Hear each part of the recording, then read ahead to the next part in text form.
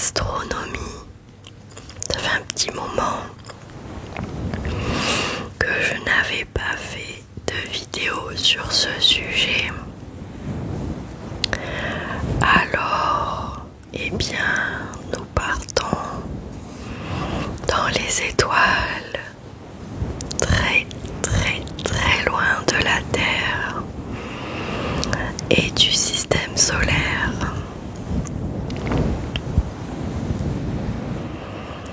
Je vous laisse vous installer là où vous vous sentez le mieux.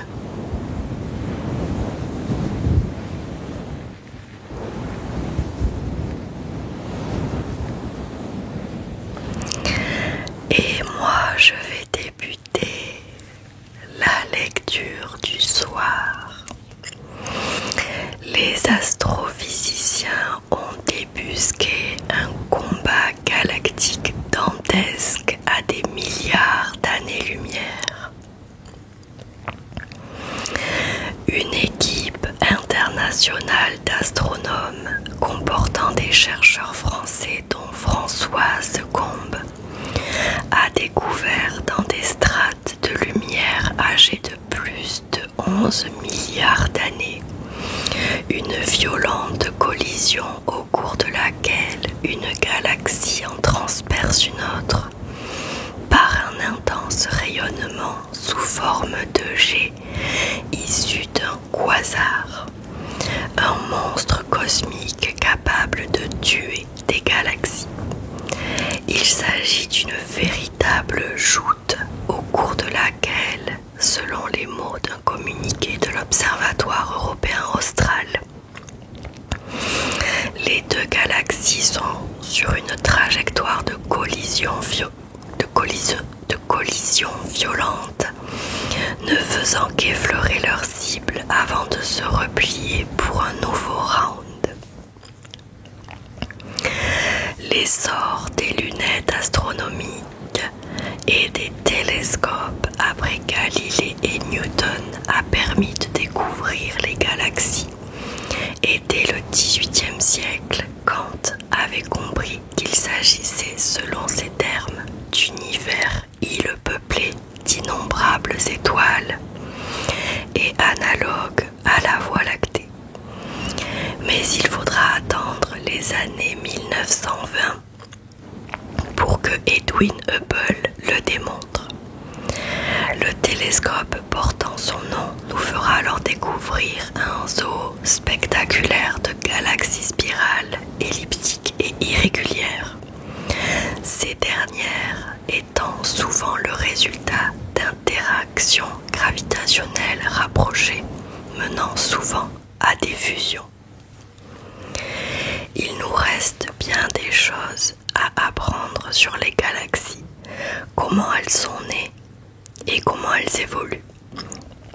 Le télescope Hubble a reçu depuis sa mise en orbite l'aide de bien d'autres instruments, dont au sol le désormais mythique VLT de l'Observatoire européen austral et de l'Atacama Large Millimeter Submillimeter Array ALMA, aussi de l'ESO.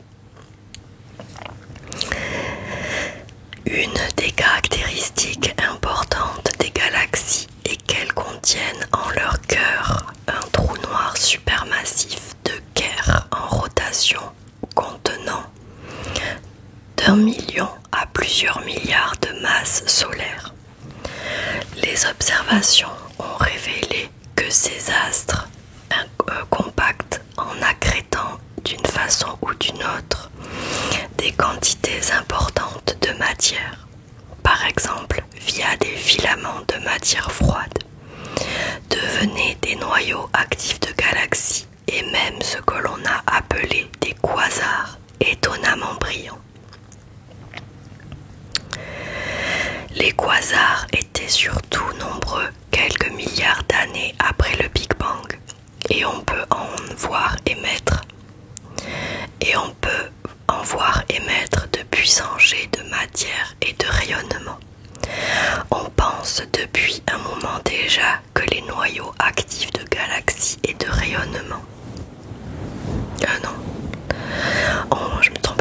On pense depuis un moment déjà que les noyaux actifs de galaxies et les puissantes émissions de matière et de rayonnement qu'ils engendrent peuvent contribuer à expliquer pourquoi bien des galaxies sont mortes, c'est-à-dire qu'elles ne contiennent plus assez de matière sous forme de nuages moléculaires, denses et froids pour faire naître d'importantes nouvelles générations d'étoiles. Les astrophysiciens et les cosmologistes cherchent à en savoir plus et aujourd'hui un communiqué de l'ESO fait justement savoir qu'avec le VLT et l'ALMA, ils ont justement découvert un cas fascinant comme l'explique une publication dans la revue Nature.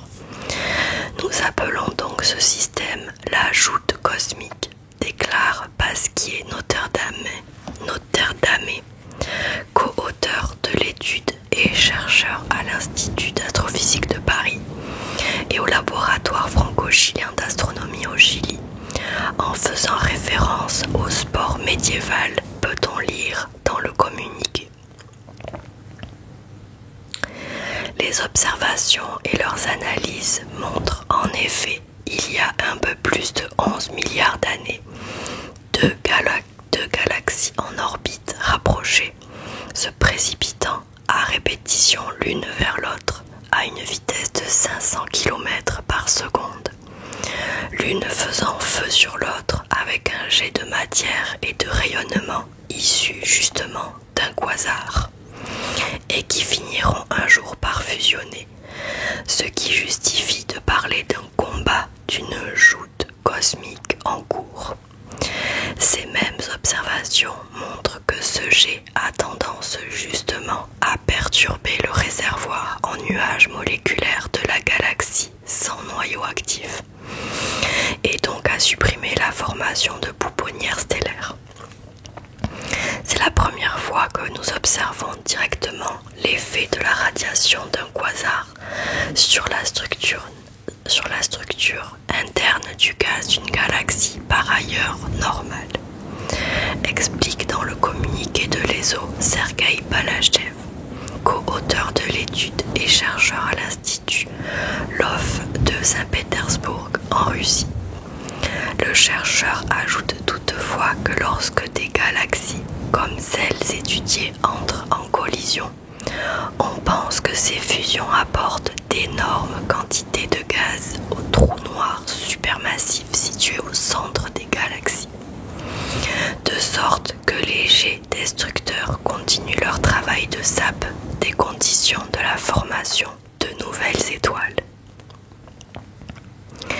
Pour son collègue Pasquier Notterdamé, un télescope comme l'Extremely Large Telescope de l'ESO nous permettra certainement d'approfondir l'étude de ce système et d'autres afin de mieux comprendre l'évolution des quasars et leurs effets sur les galaxies hautes et les galaxies voisines.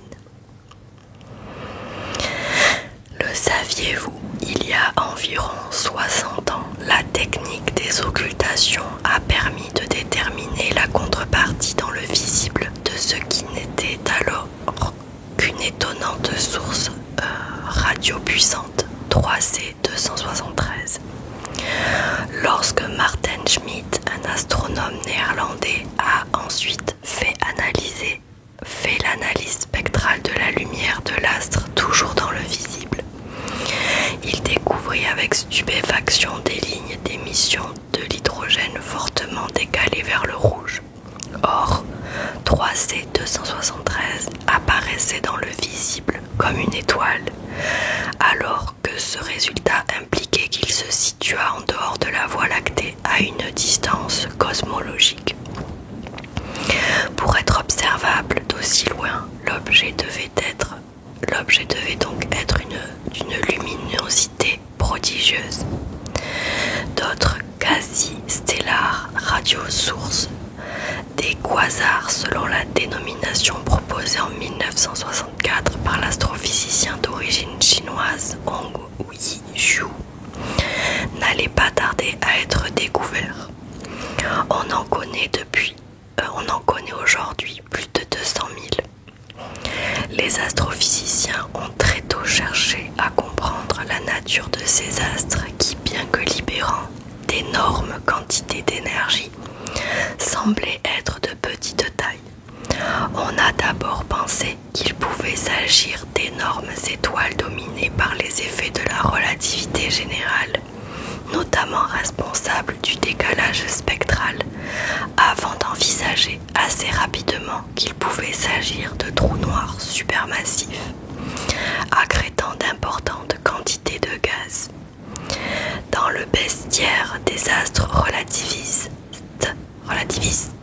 que l'on commençait à explorer sérieusement pendant les années 1960, certains comme le russe Igor Novikov et l'israélien Yuval Nieman ont même proposé que les quasars sont en fait des trous blancs, c'est-à-dire soit des régions de l'univers dont l'expansion au moment du Big Bang avait été retardée, soit l'autre extrémité de trous de verre éjectant la matière qu'ils avaient absorbée sous forme de trous noirs dans une autre partie du cosmos, voire dans un autre univers.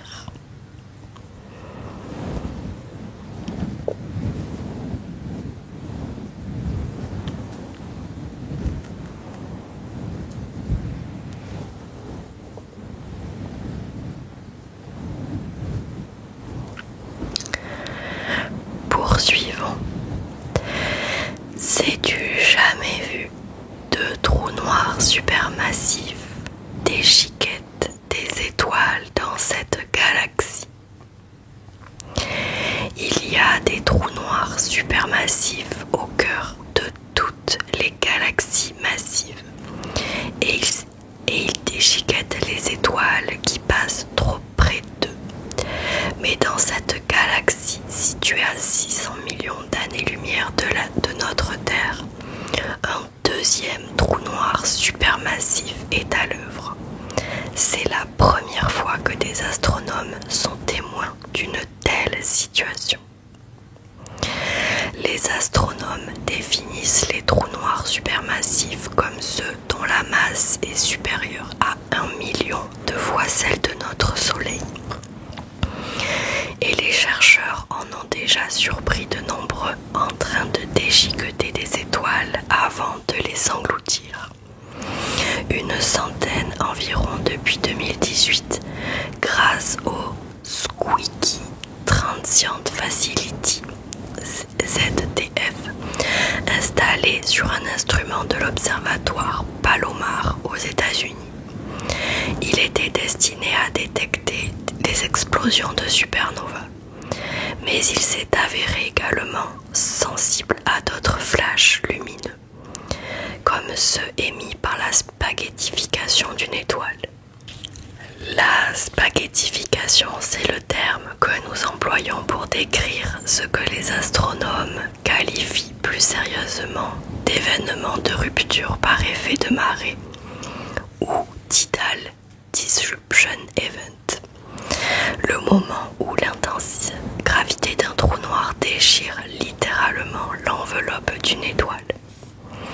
Pour bien comprendre l'importance de la découverte dont il est question aujourd'hui à ce sujet, il est utile de rappeler que les trous noirs supermassifs se cachent généralement au cœur de galaxies elles aussi massives. C'est donc au cœur de ces galaxies que l'on recherche habituellement ces effets de marée, explique Yuan Yao, chercheur à l'Université de Californie à Berkeley, dans un communiqué. Mais ce n'est pas là qu'un flash lumineux a attiré l'attention de son équipe. Nous avons découvert un TDE baptisé AT 2024 DTV et qui trahit un trou noir d'un peu plus de 1 million de fois la masse de notre Soleil, à environ 2600 années-lumière du centre de la galaxie, qui cache lui-même un autre trou noir supermassif d'environ 100 millions de masses solaires. le premier du genre découvert. C'est la première du genre. C'est le premier du genre découverte. Pas français ça. Optiquement. Bon. Une collision entre trous noirs supermassifs en vue. Dans les Astrophysical Journal Letters, les chercheurs décrivent donc un système pas tout à fait comme les autres. Même si deux semblables ont déjà été détectés par le passé par des satellites à rayons X, sans pour autant que la découverte constitue réellement une surprise. Parce que les astronomes savent que les galaxies entrent souvent en collision, chacune apportant son propre trou noir à la galaxie plus grande qui se forme lors de la fusion.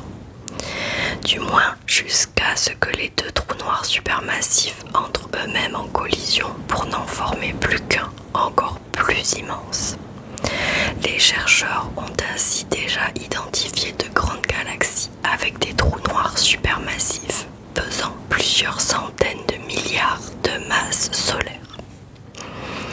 Si le trou noir supermassif que les chercheurs de l'Université de Californie viennent de découvrir se rapproche de celui situé au cœur de sa galaxie, les deux finiront sans doute par fusionner, mais pas avant des milliards d'années. Les ondes gravitationnelles que l'événement ne manquerait pas d'émettre sont exactement de celles qui devraient pouvoir être observées par la future mission LISA, les Laser Interferometer Space Antenna. Elle sera lancée par l'Agence spatiale européenne au cours des années 2030. Son objectif, justement, étudier les trous noirs de plusieurs millions de masses solaires. Toutefois, comme l'étude des images renvoyées par le télescope spatial Hubble ne montre aucun signe de fusion passée entre galaxies dans la région, les astronomes envisagent d'autres hypothèses pour expliquer la présence de ce trou noir supermassif en dehors de la région centrale d'une galaxie. Il pourrait ainsi n'être autre que l'un des anciens membres d'un triplet de trous noirs qui se trouvait bien au cœur de la galaxie. En raison de la nature chaotique des orbites à trois corps, l'un d'eux aurait été expulsé et se retrouverait désormais à errer dans la galaxie. Grâce à l'algorithme spécialement développé pour distinguer dans les données du Zwicky Transient Facility les éclats issus de supernovas de ceux émis par des TDE, les chercheurs espèrent désormais trouver d'autres trous noirs supermassifs de ce genre. Cela leur permettrait potentiellement de calculer la fréquence à laquelle les galaxies et leurs trous noirs centraux fusionnent, et donc le temps nécessaire à la formation de certains trous noirs supermassifs extrêmes.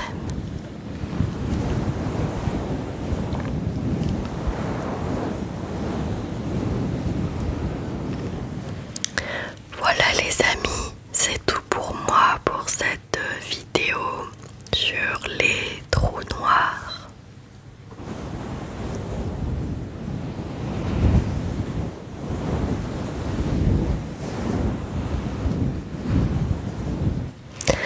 Je vous remercie du fond du cœur pour tout ce que vous faites pour moi, les commentaires, les likes, les vues, les abonnements. N'hésitez pas à vous abonner, ça me soutient beaucoup. Si ce n'est pas déjà fait, évidemment. Je vous remercie du fond du cœur pour tout. Ça me fait toujours aussi plaisir de vous lire, de voir que mes vidéos vous plaisent. Je vous dis à très vite dans une prochaine vidéo. En attendant, prenez bien soin de vous, buvez de l'eau.